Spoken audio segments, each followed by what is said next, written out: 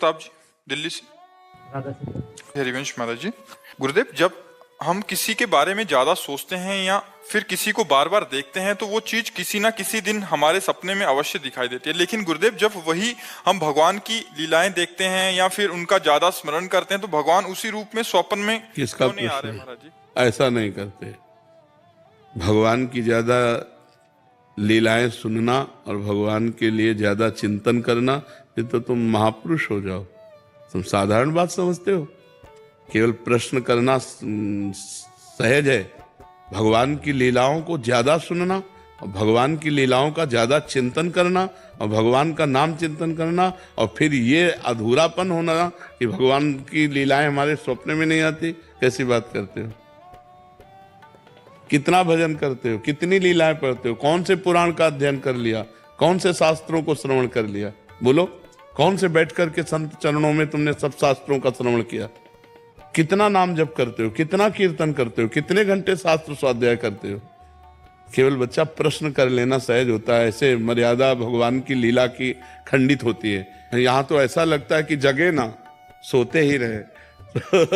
स्वप्न में जो आनंद भगवान देते हैं ना, हाँ, कभी विशेष विशेष महापुरुषों का समागम, कभी भगवान की मंगलमयी लीलाएं, तो ऐसा लगता है जगना व्यर्थ है, सोते ही रहे जिनमें भगवान की लीलाएं और चिंतन चलते हैं। ज्यादा शब्द करें, माला दो माला घुमा लो तो भी बात पवित्र तो हृदय होने ही लगता है, लेकिन ज्यादा जैसे तुम कह रहे हो तो ज्यादा करके देखो, खुली आंख दर्शन होने लगेंगे, खुली आंख भगवान की लीला का चिंतन होने लगेगा। कैसी बात करते हो? वो भी बात हम लोगों से करते हो। हमारी आशा यही है, हमारा जीवन यही है, हमारी साधना यही है, हमारी पूर्णता यही है। बस समझ आई ना? हाँ, तो गलत प्रश्न था। भगवान की लीलाओं का देखो तो तुम गा करके, कौन से पुराण को तुमने सम्यक रूप से सुन लिया, कौन से पुराण का सम्यक अध्ययन कर लिया, कौन से पुराण की तुमने लीला सम्यक चिंतन की? बोलिए, क्या देखते हो? रामायण। अरे, रामचरितमानस पढ़कर एक बार पूरी देखो और रामचरितमानस का अध्ययन करो। जिस महापुरुष ने जीवन भर राम राम कह करके तपस्या करके ग्रंथ को लिखा, उसको पढ़ो। ये तो प्रारंभिक मनोरंजन के लिए बने हैं। देखो, वो केवल अभिनय कर रहे हैं, उनमें वो पवित्रता नहीं, वो सद्गुण नहीं है। जो अभिनय कर रहे हैं वो सद्गुण नहीं है। वो युधिष्ठिर का चरित्र देखना, तो महाभारत पढ़ो जो भगवान श्री कृष्ण द्वैपायन व्यास देव जी ने लिखी, और जब उन युधिष्ठिर से परिचय होगा तब तुम्हारा पवित्र हृदय हो जाएगा। ये तो आकर्षण के लिए बहुत बढ़िया बनाई है, क्योंकि सच्चिदानंद लीला को प्राकृतिक लीला में उतारना, सच्चिदानंद भगवान अवतरित होकर सच्चिदानंदमय लीला किए, तो चिन्मय लीला को प्राकृतिक लीला में उतारा ही नहीं जा सकता। वो यथा कि अनुभव जो अनुकरण किया गया, वो भी इतना आनंद दिया कि जिस समय रामायण चलती थी उस समय जाम लग जाता था, सब शांत हो जाते थे, लोग आनंदित होकर देखते थे। तो सोचो, जब उस समय सच्चिदानंदमय लीला को जब तुम वाल्मीकि रामायण में पढ़ोगे, जब रामचरितमानस में पढ़ोगे, राम राम जपोगे और लीला को पढ़ करके चिंतन करोगे, तो तुम ब्रह्म ऋषि हो जाओगे, तुम भगवान के नित्य भक्त हो जाओगे। कैसी बात करते हो? अनुकरण किया ही नहीं जा सकता। जो यत्किंचित अनुकरण है वो हमारे को भगवान की तरफ थोड़ा सा, लेकिन भगवान की लीलाओं में प्रवेश करा दे, वो तो रामायण कराएगी। रामायण का रोज पाठ करो, रामायण की रोज चिंतन वृत्ति से आरती पूजा करो और भगवान का खूब नाम जप करो और भगवान की भक्ति करो, तब लीला में प्रवेश होगा। ऐसे लीलाएं नहीं हैं, ऐसी लीलाएं उनकी तो बस ये है कि हमारे प्रभु का रोल कर रहे हैं, हमारे प्रभु के रूप में उस समय आए तो हमारे प्रभु का कोई भी रूप धारण कर ले, तो हम जैसे संत भेष को प्रणाम कहते हैं, ऐसे अपने प्रभु के रूप। लेकिन हमें जो लीला प्रवेश है वो रामायण महाभारत टीवी का देख के थोड़ी लीला प्रवेश हो जाएगा। उसके लिए तो साधना चाहिए, उसके लिए तो भक्ति चाहिए, उसके लिए रामायण पढ़ना पड़ेगा, भागवत पढ़ना पड़ेगा, महाभारत पढ़ना पड़ेगा, उसका चिंतन करना पड़ेगा, तुम्हें अपने चरित्र संभालने पड़ेंगे, तब लीला में प्रवेश होगा, तब स्वप्न में जागृत में लीला झलकती है। खंडेलवाल जी, मुंबई से। महाराज जी, आपका भी सिमिलर प्रश्न है। ये कह रहे हैं कि आप 10 सालों से अभिनय की जगत में हैं। ये कह रहे हैं मन अशांत रहता है महाराज जी। कोई कहता है कि किसी ने जादू कर दिया है, कोई कहता है कि ओवर थिंकिंग चल रही है इसलिए। हाँ, जादू तो नहीं किया, जादू तो नहीं। जादू होता तो तुम हमारे पास यहाँ बैठ नहीं सकते थे। ओवर थिंकिंग, एक जो अपने चित्त में सबसे बड़ा बनने की, महान बनने की एक आकांक्षा होती है, हम चाहे जिस मार्ग में हो, चूंकि महान परमात्मा के हम अंश हैं, तो हमारे अंदर महान बनने की इच्छा होती है सबके अंदर, चाहे जिस डिपार्टमेंट में हो, सबसे बड़ा बनने की इच्छा होती है, क्योंकि सबसे बड़े भगवान के हम बच्चे हैं ना, तो हमें लगता है कि हम सबसे बड़े बने। अब सबसे बड़े बनने में हमारे सामने बड़े अभिनय करने वाले दिखाई दे रहे हैं, जो सफलता प्राप्त करते चले जा रहे हैं। अब हमारा चित्त उससे विक्षिप्त होता चला जाता है, परेशानी आ जाती है। तो हमें लगता है कि भगवान का नाम जप करो, पवित्र भोजन करो, और भगवान जैसे रखें उसमें राजी रहना सीखो, तो आनंदित हो जाओगे। नाम जप करो और जैसी परिस्थिति में हो उसमें राजी रहना सीखो यार। आगे की भावना तो करो, लेकिन आगे ना पहुंच पाओ तो उसमें असंतुष्ट मत हो। तुम्हारे अगर असंतुष्ट रहने का स्वभाव बन जाएगा तो डिप्रेशन में चले जाओगे। ऑलरेडी है नहीं नहीं बेचैनी होती है। नहीं नहीं नहीं यार, ऐसा ठीक नहीं। डिप्रेशन में क्यों जाओ, क्यों परेशान हो? पता ही नहीं चला कैसे वहाँ इतनी सारी सिचुएशन। ऐसा करो, राधा राधा लिखना शुरू करो दिमाग में। खाली समय जो है ना, ये शैतान का मन होता है। अगर खाली छोड़ दो ना तो मन शैतानी करने लगता है, बदमाशी करने लगता है, ओवर थिंकिंग में फंसा देता है। ये आप जपो, थोड़ा मन पवित्र होगा तो आपको आनंद मिलेगा। राधा देखो, आंखों के सामने लिखो राधा, आंखों से ही लिखो राधा। लिखा आप बार बार राधा राधा राधा राधा। ये ऐसी दवा है कि लोक परलोक सब मिल जाएगी। हाँ, राधा राधा राधा राधा। अब आके वृंदावन में आए हो तो मंगल तो होगा ही। भगवान और संत दरबार में आने से मंगल तो होता ही है। मंगल ना होता तो आप क्यों आते? डॉक्टर के पास जाते, जादू टोना। और जादू टोना नहीं, क्योंकि मैंने काफी सारे लोगों को दिखाया था, एस्ट्रोलॉजर को दिखाया था, पंडित को दिखाया था, तो सबने ये कहा कि कोई काला जादू है जिसकी वजह से आपके परिवार। कुछ नहीं, रुपया घसीटने के लिए सब काला जादू है। कोई काला जादू नहीं, कोई तमाशा नहीं, कोई भूत प्रेत नहीं, कोई तुम्हारे ऊपर कुछ नहीं किए। हम तुमसे कह रहे, पक्की बात समझ लो। जो भी काम करता हूँ मुझे काम मिलता है, पर वो काम जल्दी बंद हो जाता। हाँ ठीक है, तुम राधा नाम जप करो। बस सुबह उठ करके 5 भक्तों के नाम ले लिया करो, जो भगत तुम्हें याद आवे। कुछ भगत याद हैं? एक को भगत याद नहीं। देखो हम तुम्हें नाम बता, स्वामी हरिदास जी, चैतन्य महाप्रभु जी, नित्यानंद महाप्रभु जी, नागरी दास जी, हरिवंश महाप्रभु। 5 नाम कोई, जैसे तो यही याद कर लेना। 5 भक्तों का सुमिरन रोज करो और राधा नाम का सुमिरन करो, और 10, 15, 20 मिनट व्यायाम करो। व्यायाम करते हो? अब यार नहीं, 10, 15, 20 मिनट व्यायाम करो, शरीर को थोड़ा। अब ऐसे बुझे से यार, बुझे से जीवन बुझाने के लिए। और व्यायाम करके नाम जप करते हुए कोई न कोई दिनचर्या में लगे रहो। फालतू मत बैठो, खाली मत बैठो। खाली हो तो शास्त्र स्वाध्याय करने लगो, ठीक है ना? और प्रसन्न मन से रहो। और आज हम तुम्हें कह रहे हैं ना, कोई जादू तुम्हारे ऊपर है, ना कोई काला जादू है, ना पीला जादू है।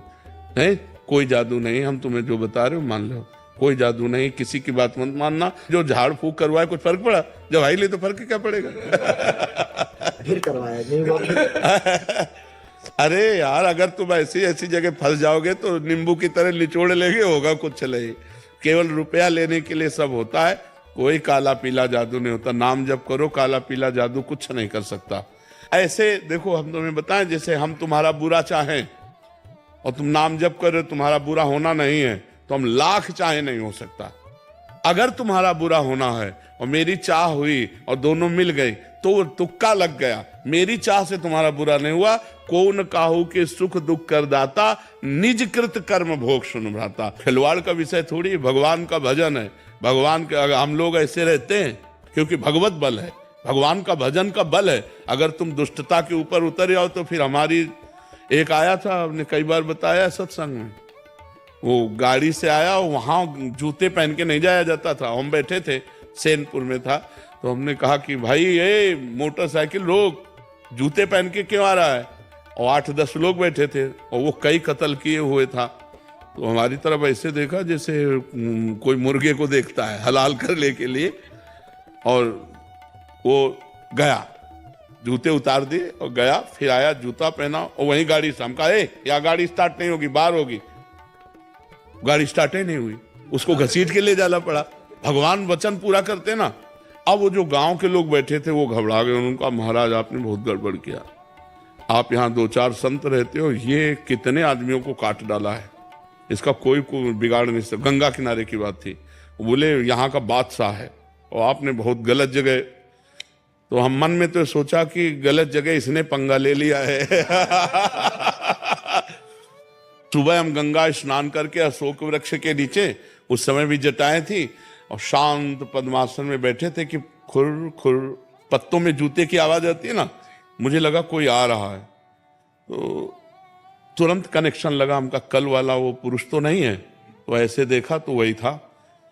एक बार मन में, मनुष्य होने के कारण एक बार मन में ऐसा लगा कि यार अच्छा विघ्न उपस्थित हुआ। वो नजदीक आया, बोले ए बाबा जी। हाँ भाई। उसने चाकू निकाली, इतनी बड़ी चमचमाती सामने रखी, बोले इसको जानते हो? वहां चाकू कहते हैं। पिस्तौल निकाली ऐसे, उसमें ऐसे, इसको जानते हो? सामने रखे हो, बैठ गया। क्योंकि वो निर्दयी आदमी। अच्छा हम अकेले, वो न डंडा ना कुछ, हमारे पास तो डंडा भी नहीं, कमंडल रखा था गंगा जल का। हमका बस दिखा चुके। बोले हमका कमंडल का ढक्कन खोला, हमका इसको जानते हो? हमका गंगा जल है, तुम ऐसे बाबा जी ना समझ लेना, तू है और मैं हूं। चल पिस्तौल उठा और चाकू उठा, और मैं 5 बूंद गंगा जल केवल लेता हूं। ये खिलवाड़ सब संत महात्मा बदल का खिलवाड़ नहीं है। तो ऐसा लेके कोई जादू टोना काल ऐसा हो ना, तो भगवान के भक्तों को, संतों की महिमा सब ऐसे नहीं, खिलवाड़ नहीं। हम लोग ऐसे रहते हैं, लेकिन अगर अपने पे आ जाए तो सामने वाला टिक नहीं सकता। ऋषियों ने जो साप दिया है वो व्यर्थ क्यों नहीं गया? क्योंकि उनके पास तप है, उनके पास भजन, उनके पास साधना है। तो ये बात तो तुम भूल जाओ कि तुम्हें किसी ने कोई जादू टोना किया, आज से बिल्कुल निर्विघ्न। हाँ, तुम्हारा जो चिंतन है उसको तुम संभालो, राधा राधा राधा राधा उसमें, और खान पान ठीक करो। मांस खाते हो? मैं खाता था, अब छोड़ दिया। आज से छोड़ रहे हो या पहले? नहीं, आज से नहीं, मैं हो गया। और शराब? अब शराब मांस मत खाना, और राधा राधा नाम जप करना, और कुछ दिन में सब सही होने लगेगा। धीरे धीरे नाम जप करते रहो, प्रसन्न रहो, आप चिंता न करो। शरद श्रीवास्तव जबलपुर से। महाराज जी, मैं एक विद्यार्थी हूँ। महाराज जी, मेरा प्रश्न है कि विद्यार्थी की असली परिभाषा क्या है? परीक्षा में अच्छे अंक प्राप्त करना या फिर समाज में एक अच्छा व्यक्ति बनना? दोनों बातें। समाज विद्या विनय संपन्नम, विनयी बनाती है विद्या, विद्या विनयम ददाती। अगर विद्या विनय संपन्न ना करे तो विद्या क्या है? तो समाज में हमारा व्यवहार विनय पूर्वक होना चाहिए, मर्यादा पूर्वक होना चाहिए, और पढ़ाई में अच्छे अंक लाना चाहिए। इसलिए हमको अध्यात्म से भी जुड़ना चाहिए, हमें सत्संग सुनना चाहिए, हमें गीता है, भागवत है, रामायण जी हैं, इनका थोड़ा थोड़ा अध्ययन करना चाहिए, और अपनी पढ़ाई में पूरा मनोयोग देना चाहिए, और अच्छे नंबर लाना चाहिए। पढ़ाई में अच्छे नंबर लाओ और समाज में अच्छा व्यवहार करो, तभी है। अब ये पढ़ लिख कर डिग्री प्राप्त किए, माता पिता को थप्पड़ मारते हैं, गालियां देते हैं, पढ़े हैं, ये उद्दंडता है। विद्या उद्दंडता सिखाती है कि विनय सिखाती है? विद्या विनयम ददाती। पढ़े लिखे में नम्रता होती है, सम्यता होती है, विनम्र भाषा होती है उसकी। तो आज कहाँ विनम्रता है? पढ़े लिखे लोग अपने मम्मी पापा से ऐसा व्यवहार करते हैं जो होना ही नहीं चाहिए। बड़ा मृदु व्यवहार होना चाहिए। वयोवृद्ध मम्मी पापा, जो दादा दादी, इनसे व्यवहार विनम्र होना चाहिए। तो हमें लगता है कि पढ़ाई में भी अच्छे नंबर लाओ, और समाज में भी अच्छा व्यवहार आपका होना चाहिए, तभी आपकी पढ़ाई सफल है, तभी आपका जीवन सफल है। दिव्यांशी जी, ऋषिकेश। राधे राधे महाराज जी। महाराज जी, कठिन समय में राधा नाम से जो हिम्मत मिलती है वो अद्भुत है, परंतु महाराज जी कभी कभी जीवन की कुछ परिस्थितियां इतनी कठिन हो जाती हैं कि फिर विश्वास डगमगाने लगता है, फिर नाम जप में भी मन। उस समय प्रार्थना करनी चाहिए। जब ऐसी परिस्थिति आवे तो भगवान से प्रार्थना करनी चाहिए, श्री जी से प्रार्थना करनी चाहिए। प्रार्थना में बल होता है कि नाथ परीक्षा मत लो, मैं फेल ही हूं, मेरे में सामर्थ्य नहीं कि मैं पास हो जाऊं, प्रभु मुझे बल दो, जिससे या तो विपत्ति हटाओ या समस्या हटाओ, या मुझे बल दो कि मैं इस समस्या में आपका सुमिरन करते हुए निकल जाऊं। नाथ, अगर आप मुझे छोड़ दोगे तो मैं गिरी जाऊंगी, मेरे में कोई सामर्थ्य नहीं। प्रभु, तो प्रभु से प्रार्थना करो, आप देखेंगे आपको तत्काल बल मिलेगा। प्रार्थना से तत्काल बल की प्राप्ति होती है, प्रार्थना से भगवान का अवतार हो जाता है। सब देवता ऋषि मुनि मिलकर जब भगवान की प्रार्थना करते हैं तो भगवान अवतरित होने के लिए विवश हो जाते हैं। यदि हम भावपूर्वक प्रार्थना करेंगे तो भगवान या तो परिस्थिति हटा देंगे या परिस्थिति सहने योग्य हमें बना देंगे। आप प्रार्थना कीजिए और नाम जप कीजिए। जय प्रकाश जी, मथुरा से। राधे राधे महाराज जी। महाराज जी, पाप कर्म का फल संकल्प लिए बिना ही मिल जाता है, लेकिन मनोकामनाएं पूर्ति हेतु कोई भी कर्म कांड अनुष्ठान के लिए अपना नाम, अमुक गोत्र, स्थान, तिथि आदि बोलकर संकल्प लिया जाता है तथा वैवाहिक तात्कालिक सुख के लिए, वो तात्कालिक परिवर्तन के लिए संकल्प किया जाता है। तात्कालिक कि मैं अभी ये चाहता हूं, और जो पूर्व से उसका संकल्प किए हो क्या, जो पूर्व का पुण्य है उसका संकल्प करते हो क्या, वो अपने आप आकर के सुख दे देता है। जैसे पूर्व का पाप बिना संकल्प के दुख दे देता है, ऐसे पूर्व का पुण्य बिना संकल्प के सुख देता है। अभी हमें ये परिवर्तन चाहिए, अब संकल्प करो, उसका अनुष्ठान करो, और अगर उसका अनुष्ठान जोर पड़ता है तो पूर्व प्रारब्ध जो पाप है उससे जोर का अनुष्ठान हो जाएगा तो परिवर्तन हो जाएगा। नहीं खोपड़ी के बल खड़े हो जाओ तो नहीं परिवर्तन होगा। करके देख लो, हो ही जाता है क्या, सबका हो ही जाता है क्या, करके अनुष्ठान देख लो। यदि पाप है 250 ग्राम और संकल्प है 25 ग्राम, क्या करेगा, 4-5 बार अनुष्ठान करवाओ और वो नष्ट हो, तब जाकर सफलता होगी। ऐसे थोड़ी सफलता हो जाएगी। नहीं, सब संकल्प करते काम बन जाए ना, तुरंत सबके काम बन जाते हैं क्या, संकल्प करते नहीं बनते। जिसका अब पाप है 25 ग्राम और संकल्प है 250 ग्राम, दबा के उसे नष्ट कर दिया, सफलता प्राप्त हो गई। तो तत्कालिक सुख का परिवर्तन करने के लिए कि हम तत्कालिक परिस्थिति को उत्तम बनाना चाहते हैं, इसके लिए संकल्प किया जाता है। इसके लिए संकल्प किया, समझ पाएगा आप कि नहीं पाए जी। अर्धांगिनी को भी तो लेते हैं साथ में, अर्धांगिनी पत्नी हो और उसके बगैर संकल्प नहीं लिया जा सकता। कोई भी अनुष्ठान करते हैं तो अर्धांगिनी का होना जरूरी है। क्यों नहीं जरूरी है? अर्धांगिनी क्यों बनाया है? इसीलिए तो बनाया है।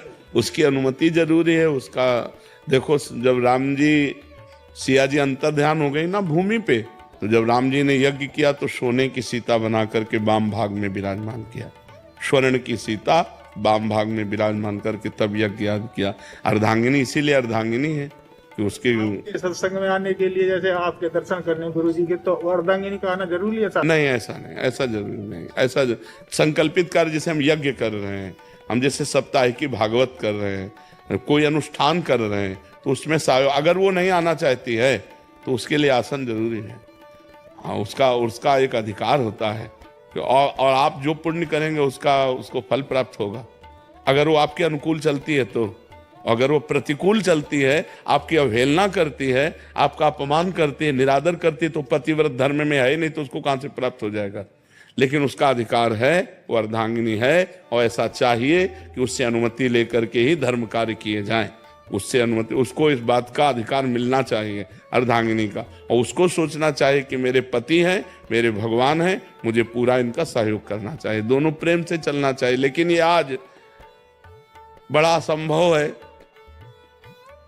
पूर्व की जिनको लड़का लड़की ने देखा नहीं, केवल घर वाले ब्याह कर देते थे, जब घर में आके देखते थे कि हमारा पति है, हमारी पत्नी है, तो जीवन में कभी नाम उच्चारण नहीं करती थी। धर्म की धज्जियां उड़ाई जा रही है। जो धर्म का सिद्धांत है उसकी धज्जियां उड़ाए, देवी देवता सब पूज के, ब्याह होने के बाद भी पूरे गांव की देवी देवता पूज के, गुरुजनों की आज्ञा लेकर तब गृहस्थ धर्म में उतरते थे। यहाँ जरूरत है नहीं, पहले ही बॉयफ्रेंड गर्लफ्रेंड है, पहले ही लिव इन रिलेशन है, तभी वो पति के साथ टिकती नहीं है। वो पति के, और पति भी उनके साथ नहीं टिकता हुआ। और तो आजकल तो बड़ा विचित्र हाल है कि किसी की गृहस्थी पवित्र जुड़ जाए और आजीवन निभ जाए, ये बहुत बड़ी बात है। अब तो ऐसा चल पड़ा कि 30 साल के बाद डिवोर्स, 30 साल के बाद डिवोर्स है।